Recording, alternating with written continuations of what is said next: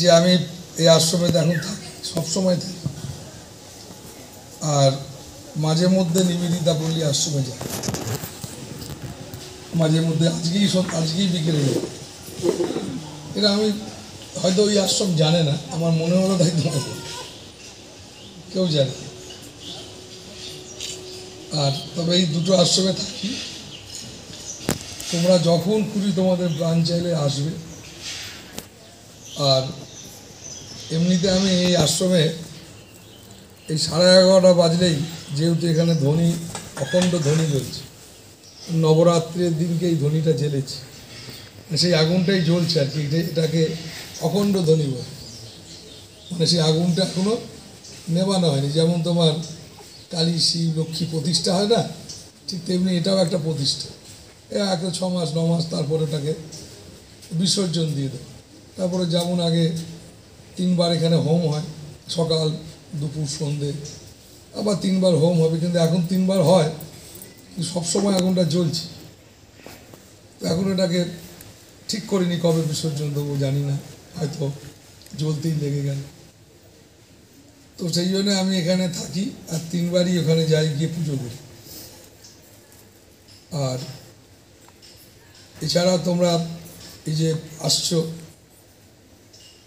তো বিশেষ করে আমি আশ্রমেতে এরকম জানাই কেন, জানিয়েছি এই জন্যে যে তোমরা যদি আসতে চাও আশ্রমে ফোন করে জানালে খুব সুবিধা।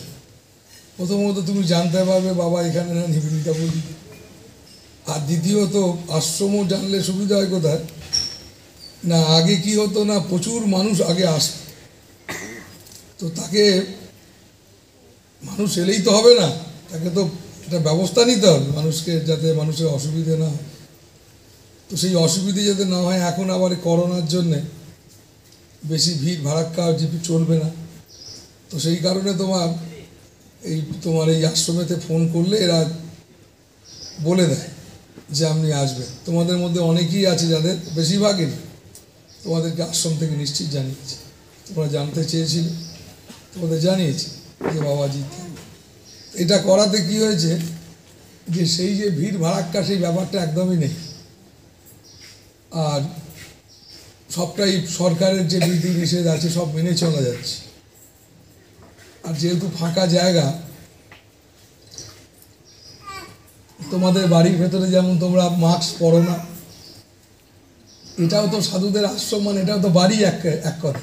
সেই জন্য এখানেও মাস্ক খুব একটা যে আমি পরি তা, মাস্ক পরি যখন তোমার কাছাকাছি যাই তখন পরি, কিন্তু এখন খুব একটা তোমার সঙ্গে কাছাকাছি নেই, তাই না, অনেকটা দূরত্ব এবং ওপেন খোলা যায়।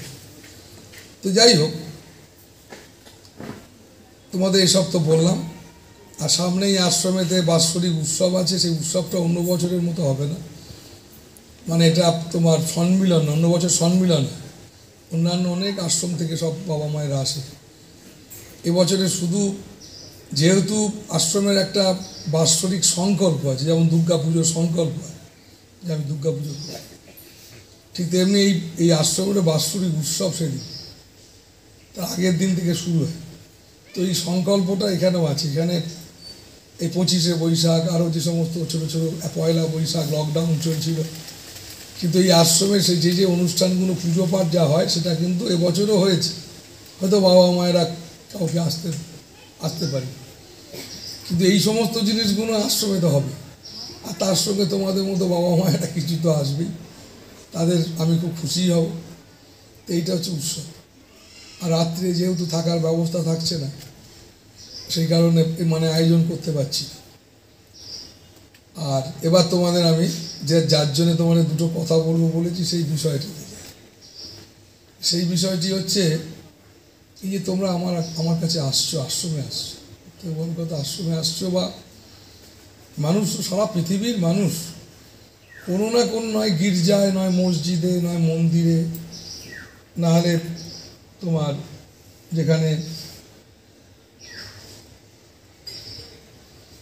যেখানে যেমনভাবে সব নীতি নিয়ম আছে সেখানে সব যায় মানুষ, এই ধর্মকে আশ্রয় করে। মানে এক কথায় বলতে পারো, একটা সৎ রাস্তাকে মানুষ আশ্রয় করে।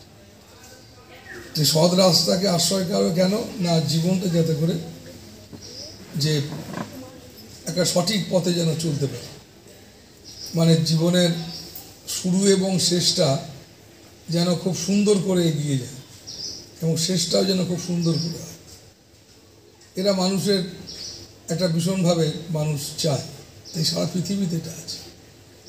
তাই বিশেষ করে যেহেতু তোমরা আমার কাছে আসছো, এবার আমি যেহেতু ব্যক্তিগত একজন ব্যক্তি হিসেবে, তুমি গুরুদেব ভাবছো, সাধু বাবা ভাবছো, মহাপুরুষ ভাবছো, অনেকে অনেক কিছু ভাবছো, কিন্তু তোমার ভাবনার সঙ্গে আমার ভাবনাটা যে এক হতে হবে তা না। তুমি অনেক কিছু ভাবতেই পারো, কিন্তু আমার ভাবনাতে দাঁড়িয়ে আমি তোমায় সবসময় বলবো যে তুমি আমার কাছে শুধু না, কারোর কোথাও যদি যাও, তুমি কোনো প্রফেসরের কাছে আসোনি, কোনো রাজনীতিবিদের কাছে নয়, কোনো একজন ভালো টিচার তাও নয়, কোনো ডাক্তারের কাছে নয়। এই সামাজিক ব্যবহারিক জগতে যত রকমের যে সমস্ত জন্যে মানুষ যায়, সেই জাগতিক যে খ্যাতি যে সমস্ত গুণ মানুষ অর্জন করে, সেই সমস্ত দিক থেকে আমি কিন্তু সেই বিষয়গুলোর মধ্যে পড়ছি। তুমি আসছো আমার কাছে এই সবগুলো বাদ দিয়ে, মানে এই সমস্ত জিনিস বাদ দিয়ে আর একটা কিছু আছে, আর সেই কিছুটার কাছে মানুষের ধারণা অনেক রকম, যাদেরকে সাধু সন্ন্যাসী বা ধর্ম বলে। এই যেহেতু তুমি আমার কাছে আসছো, সেই জন্য আমি তোমায় কী বলবো, আমি তোমায় বলবো দেখো যে তুমি আমার মতো লোকের কাছে যাচ্ছ, খুব ভালো কথা, কিন্তু কারোর কথার উপর নির্ভর করে না। তোমাকে বহুজন মানুষ বহু কিছু বলবে আমার সম্বন্ধে। কেউ বলবে উনি ভীষণ শক্তিশালী মানুষ, উনি আধ্যাত্মিক জগতের এই সেই নানান রকম অনেকে অনেক কিছু বলবে, উনি সদ্গুরু, আরও অনেক কিছু, মানুষের বিভিন্ন রকম ধারণা। কিন্তু আমি তোমায় বলবো যে তুমি পরের কথার উপর নির্ভর করে তুমি আমাকে না কিছুই করবে না, কারণ মানুষের জীবনের, মানুষের ধর্ম জানা, অজানাকে জানা, অনেকটাকে জানা, সবটাকে জানা। তাই মানুষ এই জানার প্রবণতার জন্য মানুষ জানতে পারবার চেষ্টা করে সত্য কী। মানুষ তখন সত্যর পেছনে, সত্য সন্ধান, এই সত্যকে সন্ধান করে। তার জন্য মানুষ এই সত্য সন্ধান করার জন্যে তারাই করে যারা নিজের জীবন দিয়ে সেটাকে অনুভব করতে চায়। কিন্তু এই যে প্রবণতাটা আজকে একবারে আউট হয়ে গেছে, সবাই আমরা অন্যের কথার উপর নির্ভর করে, অন্যের উপর নির্ভর করে আমরা সব কিছু করতে চাই। সবাই গুরুদেব করছেন, দীক্ষা নিচ্ছে, আমিও দীক্ষা নেব। কেন তুই দীক্ষা নিলি না? ও দীক্ষা নিল তাই নিয়েছে। তুই কেন ধর্ম করছিস? জানি না, সবাই আমার বাচ্চাবেলা থেকে দেখছি সবাই ধর্ম করছে, আমি। তার মানে কি না, তুমি একটা তুমি জানবে না। আর যদি বলো হ্যাঁ জেনেছি, না কয়েকটা বই পড়েছো, সে তাই তুমি ধর্ম নিয়ে জেনেছো। তুই একটা বই পড়লে তুমি তোমার মাকে জানতে পেরে যাবে, তুমি তোমার বাবা মাকে জানতে পারবে একটা বই পড়ে। তাহলে বাবা মায়ের স্নেহ, বাবা মায়ের ত্যাগ, বাবা মায়ের জীবনে প্রতিনিয়ত তোমার জন্যে একটা চেষ্টা, চিন্তা, ভাবনা, সবটাই তোমাকে ঘিরে। এটা তুমি কোনোদিন বই পড়ে তো পারবে না। তো সেই কারণে তুমি ভাবলে কী করে ধর্ম, ঈশ্বর, তুমি একটা বই পড়ে, দুটো পাতা বই পড়ে তুমি জেনে যাও। বা তুমি একজন সাধু সন্ন্যাসীর কাছে গিয়ে, তার কাছে গিয়ে যেতে যেতে তার কথাবার্তা, ভাবনা, চিন্তা তোমার মুখস্থ করে তুমি জেনে যাও, তাও না।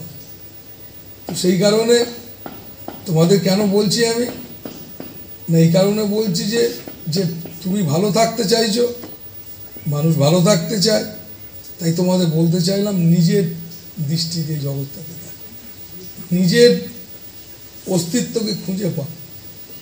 নিজের অস্তিত্বকে খুঁজে পেয়ে সেটা হচ্ছে তোমার নিজস্ব। আর নাচের তুমি কিন্তু পরশী কাজ, পরের ওপর নির্ভরশীল। এই যতদিন তুমি থাকবে, আমি তোমায় নিশ্চিত বলতে পারি, দেখো প্রথমত ধর্ম নিয়ে তো আমার ব্যবসা নয়, কারণ ধর্মকে দেখিয়ে তো আমি সবসময় মনে করি, সমস্ত সময়ের জন্য মনে করি ছোটোবেলা থেকে, যে আমি একদম একা। এই একা মানে দুজন একা মনে, একজন হতাশাগ্রস্ত একা মনে করে, আর একজন সন্ন্যাসী একা মনে করে, মানে সে মনেই করে যে জগতে যদি একা মানে ঈশ্বরও এক, আমিও এক।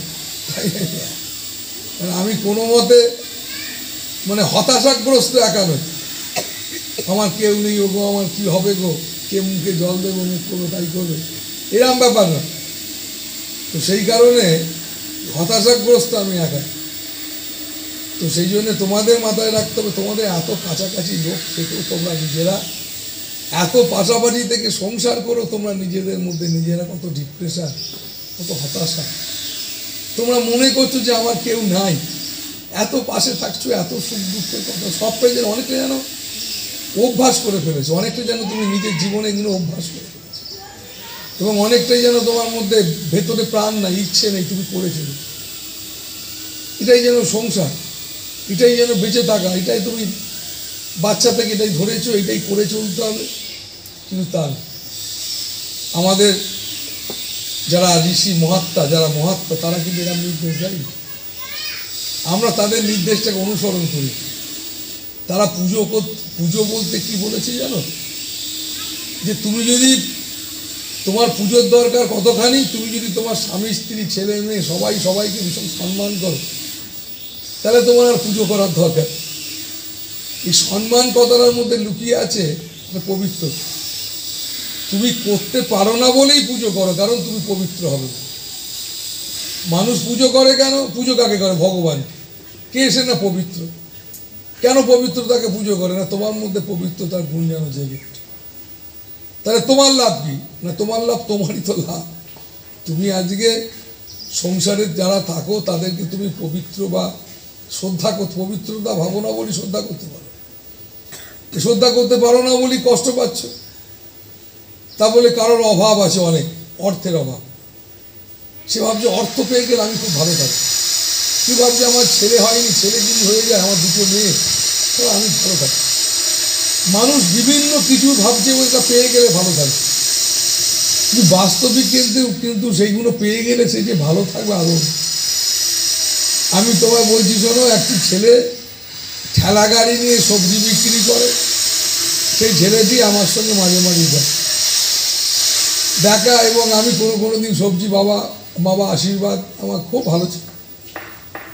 এই করতে করতে তার মাথায় কোনো দিন আমি কোনো জায়গায় দাঁড়ালি, বাবা চা আমি খাও, তাই তারা শুনবে না, তাই খাওয়া বাবা। সে ধরাস করে একদিন 35 লক্ষ টাকার একটা লটারির টিকিট পেয়ে গেছে। এই লটারির টিকিট পেয়ে গিয়ে যথারীতি আমি সেখানে গিয়ে আবার দাঁড়িয়েছি, পাম্প আছে, জল তেল ভরেছি, ভরে চা খাবো বলে দাঁড়িয়ে যায়। সে ছুটে বাবা, সে এক মোটর সাইকেল নিয়ে দিকে ছুটে আসে, চাই ঘুমটি আর না, এসে হাজির হলো, বাবা আমি 35 লাখ টাকা আমি পেয়ে গেছি, ট্যাক্স কেটে হাতে। যাক বাবা ভালো, তুই একটা ভালো থাক, কোনো ভাবনা চিন্তা রাখবি, বুঝলি বাবা। না বাবা তোমার আশীর্বাদে একবার পেয়ে গেছি, 15-20 দিন কি 1 মাস হয়েছে, তার মধ্যে তারা মোটর সাইকেল নতুন কিনে দেবে। আমি কিন্তু তাকে আমি দেখেই দেখতে পাচ্ছি মোটর সাইকেল, দারুণ জামা কাপড়, বুঝলি। তার কিছুদিন পরে আমি আবার ওই রাস্তা দিয়ে গিয়ে আবার চা খেতে গিয়ে তার বউ আমায় কেঁদে বলছে, জানো বাবা, সে একটা মেয়ে নিয়ে পালিয়ে গিয়েছিল, এখন শালা কোথায় রে। তারপরে আর একজন, সে তারপরে দেখছি তাকে, আমি তো চা খাবো বলে দাঁড়িয়ে আছি, তারপরে সেও দেখি এসে জুড়লো, বলে বাবা তুই নাকি পালিয়ে গিয়েছিলি একটা মেয়ে নিয়ে। তা বললো বাবা আমার বউটাও পালাচ্ছে, দেখ ওই 35 লক্ষ টাকা বউটাও পালাচ্ছিল, তারা দেখতে পেয়েছেন সেটা বরটা পালিয়ে, এই দেখে আর ফিরে পালাতে পারে না পেরে এখন দুজনে মিলে এখন সংসার করছে। এই হচ্ছে সংসারের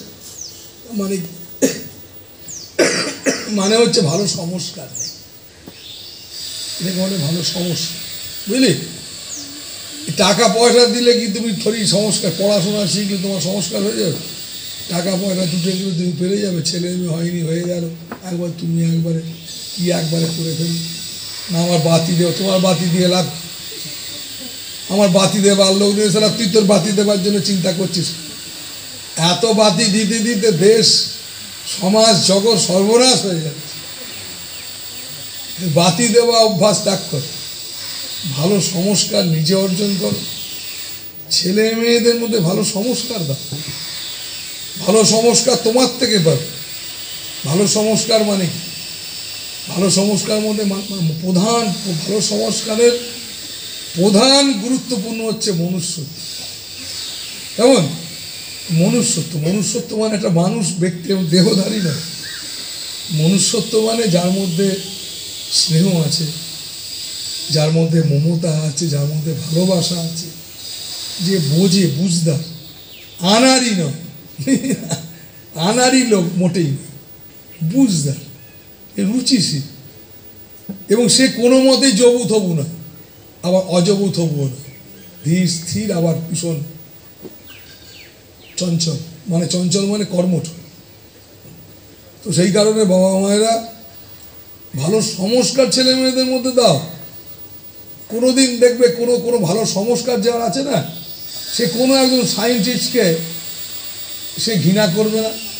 সে যদি সায়েন্টিস্ট হয়ে যায়, কোনো একজন সন্ন্যাসীকেও সে ঘৃণা করবে, সে সবটা শুনবে।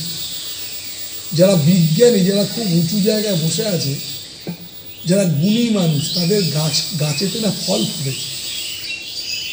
যারা গুণী মানুষ, তাদের গাছটায় ফলে ভর্তি, আর সেই ফলের জন্যে গাছ নুয়ে পড়ে। যারা গুণী মানুষ, তারা ভীষণ বিনয়ী হয়, তারা মানুষের সঙ্গে বিনয়ের সাথে মানুষের সঙ্গে সম্পর্ক তৈরি করে। এটা যে বিনয়ী মানুষের, গুণী মানুষের, কেউ আবার বিনয়টাকে অ্যাক্টিং করে বিনয় করে, সেটা অ্যাক্টিং, সেটা বেশিক্ষণ টিকবে না। যেটা অভিনয়, সেটা তো সত্যি নয়, সেটা কতক্ষণ টিকতে পারে?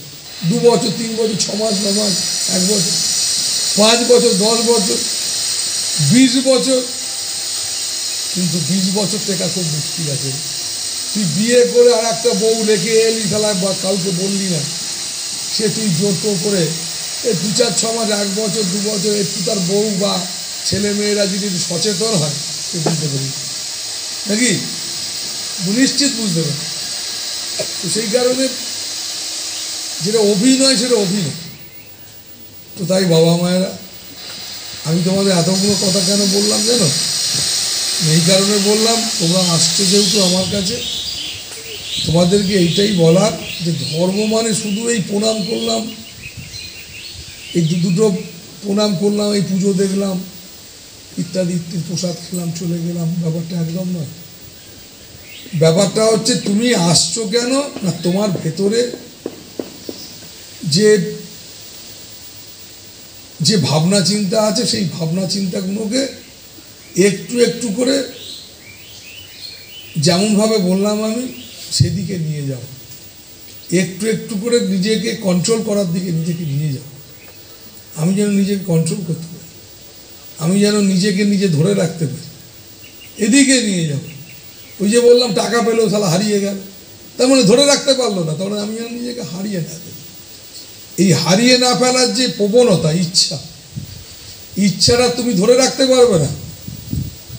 সংসারেতে কালির ঘরে থাকলে কালি তো গায়ে লাগবেই, কিন্তু কালি গায়ে লাগলে কালিটাকে ধোবার জন্যে প্রবণতা চাই যে আমি কালিটা ধোবো।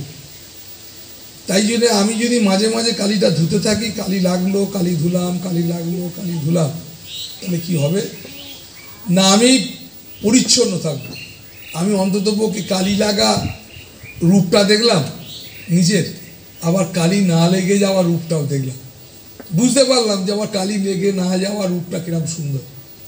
তো এই প্রবণতাটা আমাদেরকে কি করবে না, আস্তে আস্তে আমাদের আসল যে আমাদের যে নিজেদের চরিত্র, নিজেদের স্বভাব যে কত স্বচ্ছ, কত পবিত্র, কত সুন্দর, এইটাকে কি করে তুমি ধরে রাখা যায়, তোমার মধ্যে ইচ্ছা আসে। তাই তোমাকে অবশ্যই মাঝে মাঝে সাধু সঙ্গ করা ভীষণ দরকার। এটা মানুষের জীবনে পড়াশোনা, অর্থ উপার্জন করা, ভালো বাড়িতে থাকা ইত্যাদি চেষ্টা করলে, মানুষ কষ্ট করলে, ঠিক লাইনে চললে, এটা পেতে গেলে কাউকে কিচ্ছু করতে হয় না। এর জন্য পুজো পাঠ করার দরকার লাগে। কেউ ভাবছে যে আমি জানিস ওরে, আমি অমুক বাবার কাছে গিয়ে আশীর্বাদ নিয়ে এসেছি তাই চাকরি হয়েছে। তো আর একজন বলছে দেখ আমি কারোর আশীর্বাদ নিই, আমার এমনি চাকরি। তাই তুমি তার সঙ্গে ঝগড়া করবে? সে তো গর্ব করে বলছে দেখ আমি ভগবান ভগবান মানি না, বুঝলি, ভগবান ভগবান মানি না, বিশ্বাসও করি না, সাধু বাবা টাধু বাবা, আমার চাকরি কেন, আমি এরপরে আমি বিদেশ যাব, বিদেশে গিয়ে সব করবো, 5 বছর টাকা ইনকাম করে আসবো, সে বলছে। এসব করি না। আর তুই এইসব করছিস, তুই পাস করবার জন্য ভগবান ধরছিস, চাকরি করবার জন্য ভগবান ধরছিস, সাধু বাবা ধরছিস, বিদেশ যাওয়ার জন্য সাধু বাবা ধরছিস। তুই এসব নিয়ে থাক। সেই যে ছেলেটাকে বলছে সে কিছুতেই ওকে বলতে পারবে না যে ভগবান আছে কি না, একে প্রমাণ করতে পারবে। তো সে বলছে তো আমি মানি না, আমি এত কিছু করছি। তুই এত মানছিস, তুই বলছিস যে ভগবান করে দিচ্ছে তোর কাছে, তুই থাক। আমি দেখতে পাচ্ছি না, না এসব কিছু। কেন বলো তো? এই আমরা তোমাদের মতো মানুষরা ভগবানকে অনেক ছোট করে দাও, বুঝেছো? ভগবানকে এমন কিছুর সঙ্গে জুড়ে দাও, গুরুকে এমন কিছুর সঙ্গে জুড়ে দাও, সে গুরুটা বা ভগবান অনেক ছোট হয়ে যাবে। মানে কিছু কিছু মানুষের কাছে তুমি আর মাথা উঁচু করে দাঁড়াতে পারে না তোমার যুক্তি, কেমন? তাই ভগবান ব্যাপারটা এরকম নয়। এই চাকরি বাকরি পাওয়া, পাস করা ইত্যাদি করা, এ তুমি চেষ্টা করলে যদি ভালো চিন্তা ভাবনা করো, সঠিক যদি তোমার লক্ষ্য থাকে, 100% পাবে। তুমি বলবে যে বাবা জানেন আমার একজন ক্ষতি করে দিয়েছে, আমি প্রমাণ পেয়েছি হাতে হাতে। তুমি তো প্রমাণ নিয়ে তুমি থাকো, তুমি তোমার প্রমাণ নিয়ে থাকতেই পারো, কিন্তু আমি তো বাবু চলবো না। কেন আমি চলবো না? কেন না, আমি সত্যের উপর নির্ভরশীল। আমি অমুকের মতো ভগবানকে তাচ্ছিলাও করবো না, আমি ভগবান আমায় করে দিয়েছে সেটাও বলবো। আমি কি বলবো না, আমি সত্যের উপর নির্ভরশীল, মানে একটা পথ, সত্য পথের উপর নির্ভরশীল। সেই পথে যদি আমি চলি, কারোর হিম্মত নেই আমাকে সেখান থেকে সরিয়ে দেয়। সেই পথটা এমনই একটা পথ, কেমন? তার জন্য দেখবে রামকৃষ্ণদেব কত গানে গান গেয়ে আমাদের গিরিশবাবুর লেখা স্বামীজি গাইতেন, মন চলো নিজ নিকেতন, সংসার বিদেশে বিদেশি বেশে ভ্রম করো মনকারণ। তো সেই কারণে বাবা মায়েরা, এই সংসার ভারী সুন্দর, তুমি নিজে পথ ভুলে অন্য পথে চলে কষ্ট পাচ্ছ। তো সেই কারণে তোমরা সাধু সন্ন্যাসীর কাছে, আমার কাছে আসছো বা যার কাছেই যাও, বিশেষ করে আমার কাছে আসছো, তোমার মনের মধ্যে অনেক কিছু ভাবনা আছে, ওনার অনেক শক্তি আছে। তুমি যখন সম্মান করছো, ভক্তি করছো, আরও 5টা রাজনেতা বা পুলিশ বা কিছু তার কাছে নয়, ইনি একজন সাধু। তার মানে যিনি সাধু আর ভগবান একদম অভিন্ন, শাস্ত্র বলছে, আমি বলছি সাধু এবং ভগবান আলাদা। তুমি যখন তাকে শ্রদ্ধা করছো, শ্রদ্ধা তো এমনি হয় না, পবিত্রতা ছাড়া শ্রদ্ধা হয় না, পবিত্রতা আছে।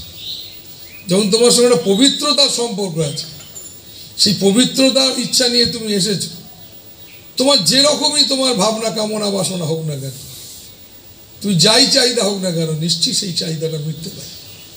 কোনো মহাত্মার কাছে এসে যদি কেউ প্রার্থনা করে, তাকে যদি জানায়, তা সেটা মিটতে পারে, নিশ্চিত তার হতে পারে। কারণ যারা মহাত্মা তারা পবিত্র। যদি তিনি সত্যি মহাত্মা হন, তাকে বলার দরকার নেই, তুমি তাকে প্রার্থনা করলেই হবে, তার সঙ্গ করে প্রার্থনা করলেই হবে। কি সমস্যাটা কোথায় জানো? তোমার সেই আধারটা নাই, তোমার সেই পাত্রটা কমন। যার যেমন পাত্র সে তেমন গ্রহণ করে। ব্যাপারটা মহাত্মাদের ব্যাপারটা যে পাত্রের ব্যাপার, যেমন ভগবানের ব্যাপার পাত্রের ব্যাপার। তোমার যেমন পাত্র তেমন তুমি গ্রহণ করতে পারো। আর যারা মহাপুরুষ বা ত্যাগী ছাড়া যদি যারা মাদুলি কবচ বেঁচে খায়, ঠিকুজি কষ্ট করে, ঠিকুজি কুষ্টি বলে দিয়ে খায়, যারা এইসব করে খায়, তোমাকে এইসব নানা রকম করে একটা ধর্ম কিছু একটা করে প্রবচন করি, যত দূরে প্রবচন করবে, এইসব নানা রকম করিয়ে যারা না এলে তাদের চলেন, তারা তোমাকে নানান রকমের ফিকিরবাজি করে। যারা সাধু মহাত্মা তারা কিন্তু তোমায় বলবে না, তোমাকে আধারটা ভালো করতে। এই যে লোকনাথ ব্রহ্মচারী বলো, বামা খ্যাপা বলো, ঠাকুর রামকৃষ্ণ, সাই বাবা, এই সমস্ত উচ্চকোটির মহাত্মাদের কাছে লোক যেত, তাদের অনেকের মঙ্গল হতো, সবার হতো না, সবার হতো। তাহলে গীতায় ভগবান কৃষ্ণ বলছেন, অর্জুন শুনছে, কেন? অর্জুন শুনছে, ভগবান বলছেন, অর্জুন বুঝতে পারছে না, বারে বারে বলছে আমি তোমায় বুঝতে পারছি না, কে তুমি? আমার কোনো সময় মনে হচ্ছে না তুমি ভগবান, ইত্যাদি ইত্যাদি।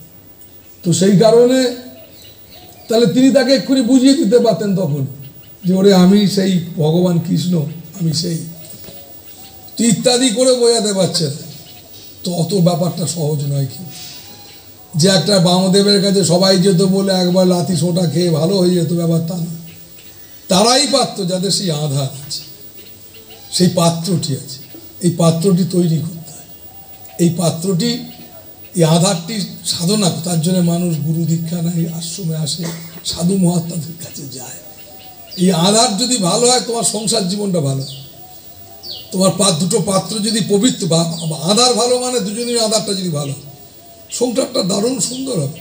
ছেলে মেয়ে সবাই একটা, তারা যত বদমাইশি হোক না কেন তাদের মধ্যে একটা সংস্কার থাকে।